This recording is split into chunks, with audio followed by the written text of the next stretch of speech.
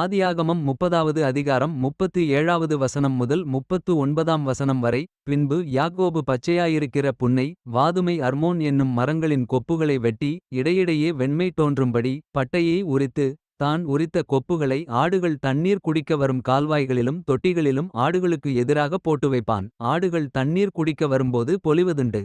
ஆடுகள் அந்த கொப்புகளுக்கு முன்பாக பொலிந்தபடியால் அவைகள் கலப்பு நிறமுள்ளதும் புள்ளியுள்ளதும் வரியுள்ளதுமான குட்டிகளை போட்டது. Genesis chapter 30 verses 37 to 39. And Jacob took him rods of green poplar, and of the hazel and chestnut tree, and pilled white strakes in them, and made the white appear which was in the rods. And he set the rods which he had pilled before the flocks in the gutters in the watering troughs when the flocks came to drink, that they should conceive when they came to drink.